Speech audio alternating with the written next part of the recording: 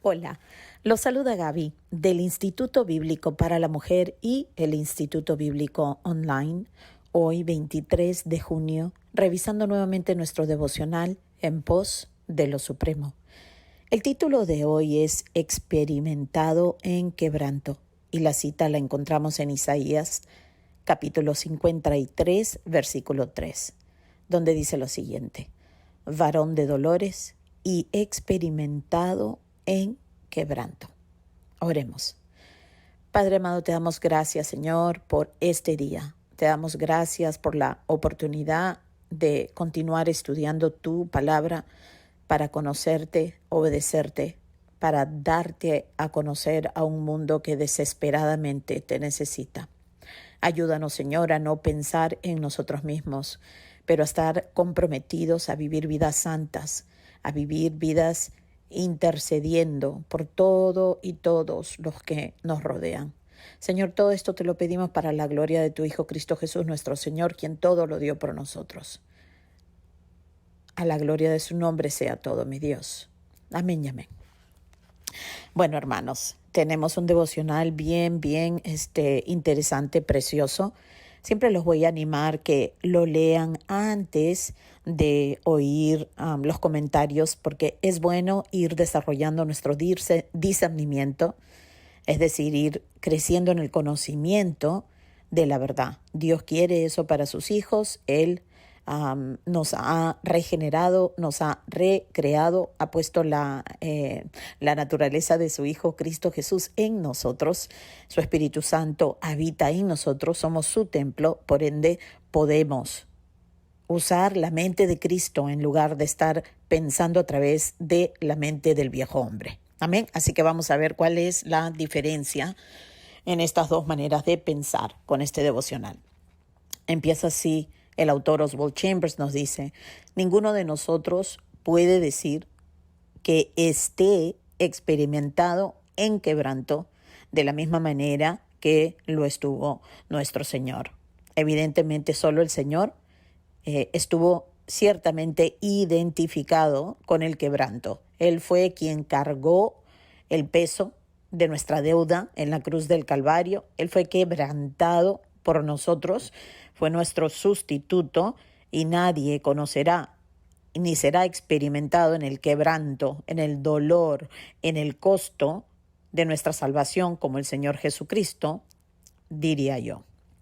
Entonces, dice que nosotros, por supuesto, nos identificamos de alguna manera y soportamos el quebranto, vamos a decir, pasamos por él, ¿no? Dios nos quebranta cuando nos va mostrando quiénes somos, cuando vamos realmente creciendo en nuestra manera de pensar con la mente de Cristo. Sí, nos vamos quebrantando en lugar de endurecernos, como pasaba con nosotros cuando teníamos la naturaleza del viejo hombre. Así que me regreso a donde dice que nosotros soportamos el quebranto, ¿no?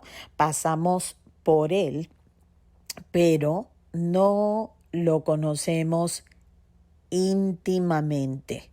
Vamos a ver por qué. Dice que persistimos y vivimos a través de ello, pero no nos volvemos íntimos con ello. ¿Por qué? Porque en principio no llegamos al punto de aceptar la realidad del pecado. No entendemos la consecuencia del pecado, el costo, lo horrible del pecado. Por ende, no llegamos a estar quebrantados realmente, sino poquito a poco nos podremos sentir de pronto algo mal, pero nunca experimentamos este quebranto que nos debería traer realmente el pecado. Dice el hermano que contemplamos la vida a través de los ojos de la razón.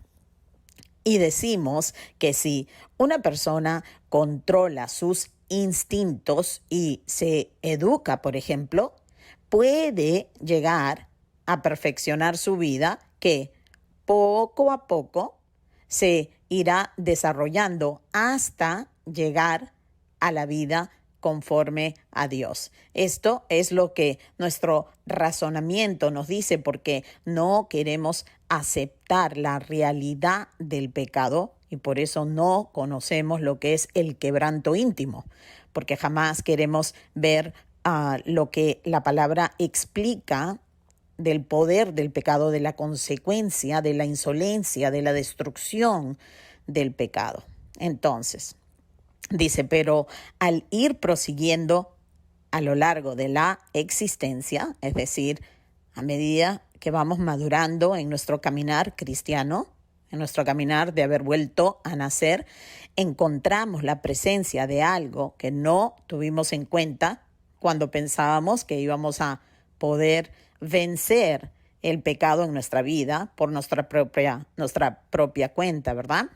Es decir, que más bien nos enfrentamos a lo que es el pecado, a su fuerza, a cuánto lo amamos tristemente, y esto perturba todo nuestro esquema y todos nuestros planes.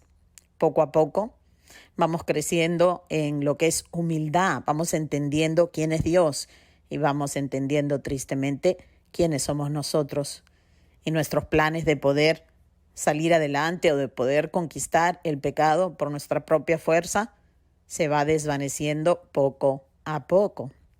Entonces dice, el pecado ha hecho que el fundamento de nuestro pensamiento sea impredecible, incontrolable e irracional. Esta fue una de las consecuencias del pecado en cada uno de nosotros, ¿ok? Nos llevó a perder el juicio correcto que nuestros padres tenían en el huerto del Edén, la santidad, de la manera que ellos habían sido creados a imagen y semejanza de Dios. Lo que teníamos en ese momento se perdió. La manera de poder conocer a Dios correctamente, la manera de poder entender cosas espirituales, se perdió en el huerto del Edén. Por eso que nosotros tenemos a raíz del pecado, tenemos un pensamiento muy, como dice aquí el hermano, muy impredecible, muy incontrolable y muy, muy irracional, al punto de pensar que nosotros podemos conquistar el pecado por nuestras propias fuerzas, es decir, separados de la gracia de Dios.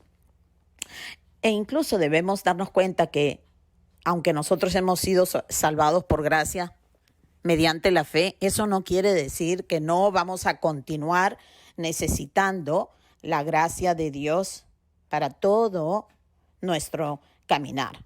Dice, hemos de reconocer que el pecado es una realidad de la vida, tristemente, y no es solo una falta, no es solamente que en algún momento hemos pecado, sino que es una realidad, es una manera que uno piensa a través de una mente caída, a través de una mente convencida del pecado.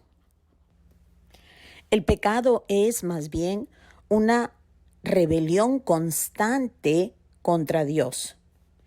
Y o bien el pecado ha de morir en nuestra vida o Dios no estará en ella. Esto es lo que nosotros tenemos que llegar a entender, que el pecado no es una falta, el pecado es un estilo de vida, un estilo de vida que está en contra de la voluntad de Dios. Es cuando nosotros, aunque estemos involucrados en actividades religiosas, todavía estamos reteniendo nuestra vida. ¿Recuerdan cuando Jesús dijo que todos los que intentemos guardar nuestra vida la perderemos, pero aquellos que perdemos nuestra vida por Él la ganaremos? ¿A qué se refiere? Que mientras nosotros estemos aguantando nuestra vida, es decir, con nuestros propósitos, estemos viviendo para nuestros intereses, estemos siempre como dándole a Dios como la parte que nosotros pensamos que le corresponde, esa parte religiosa, mientras nosotros le estemos dando el diezmo o estemos yendo a la iglesia, toda esa manera de pensar es la que aún todavía está controlada por el pecado. Dice aquí el hermano, el Nuevo Testamento nos lleva justo a esta consideración. Dice, si el pecado domina en mí, la vida de Dios no podrá manifestarse. Ojo, la vida de Dios. Si queremos definir cuál es la vida de Dios, tenemos que mirar a la persona de Jesucristo, su vida, todo lo que quedó registrado en los evangelios para nosotros. Ahí podemos ver cómo lucía su vida. ¿Cómo luce tu vida? Luce como un contrato entre tú y Dios, o sea, parte del tiempo es para ti y un poquito del tiempo es para Él y piensas que eso en realidad es que Cristo esté viviendo en ti sus propósitos. ¿Creemos realmente que esa es la vida de Dios manifestándose en nosotros? Entonces, vuelve a decir el hermano, lo mismo pero de otra manera, a ver si nos ayuda a comprender el concepto. Dice, si Dios gobierna en mí, el pecado tiene que morir. Si el pecado sigue vivo, entonces es que Dios no gobierna en mí. Dice, no hay nada más fundamental que esto. Esto es la base de nuestra vida cristiana. Dice, la culminación del pecado fue lo que motivó la crucifixión de Jesucristo. Y lo que fue cierto en la historia de Dios sobre la tierra es también en tu historia y en la mía. Es decir, el pecado dará muerte a la vida de Dios en nosotros. ¡Wow! ¡Qué intenso! El pecado dará muerte a la vida de Dios en nosotros. Volvamos a pensar en la vida que tenían Adán y Eva en el huerto del Edén antes de la caída. Dice Efesios capítulo 4, versículo 24, que el nuevo hombre está siendo revestido de justicia, de integridad, de conocimiento, de juicio, de santidad. Esto es lo que Adán y Eva tenían antes de la caída. Es así como ellos eran a semejanza, a imagen de Dios. Podían vivir en santidad, podían vivir en un conocimiento pleno de Dios. Fíjense lo que dice Colosenses capítulo 3, versículo 10. Dice, y revestidos del nuevo hombre, es decir, el cual conforme a la imagen del que lo creó, es decir, Dios, se va renovando hasta el conocimiento pleno. Esto es lo que está sucediendo con aquellos que hemos nacido de nuevo. Entonces, si nosotros permitimos que el pecado gobierne nuestra vida, entonces lo que estamos haciendo es matando la vida de Dios, matando el conocimiento de Dios, la santidad de Dios, las características, el juicio, la integridad de Dios, la estamos matando en nosotros.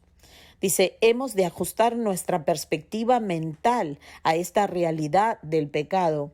Hemos de odiar el pecado. Hemos de entender que el pecado está trabajando en sentido contrario de todo lo que Dios desea de nosotros y en nosotros.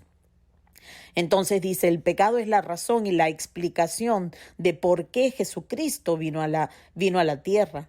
Y es también la explicación del dolor y el quebranto en la vida. ¿Entendemos eso?